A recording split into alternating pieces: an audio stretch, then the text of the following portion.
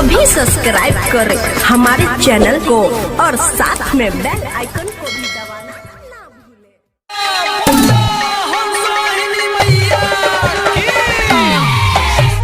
DJ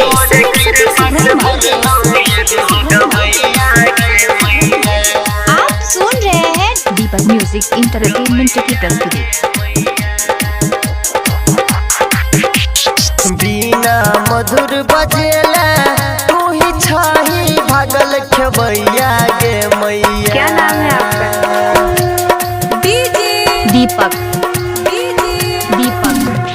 बीना मधुर बजेला तू ही छाही भागल खेबैया गे मैया। गे मैया छाही भागल खेबैया गे मैया। गे मैया तोरे कृपा से बनलो एगो गवैया गे मैया। गे मैया तोरे कृपा से बनलो एगो गवैया गे मैया।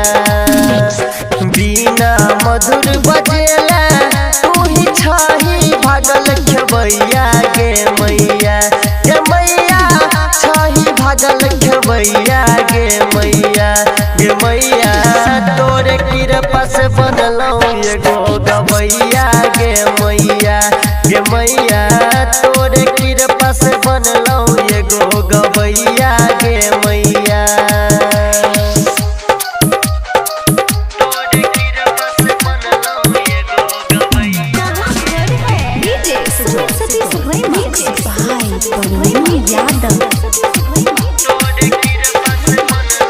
बजरंग टोल से टोल।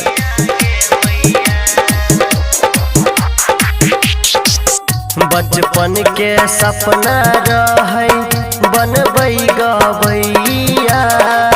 सपना पूराई देले तू तो गे मैया। बचपन के सपना रहे बनबै गवैया। सपना पूराई देले तू तो गे मैया।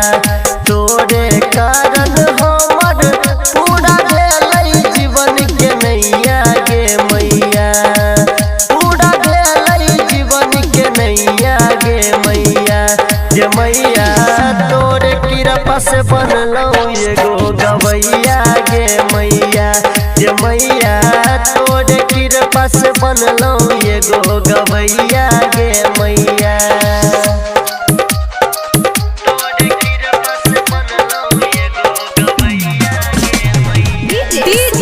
दीपक।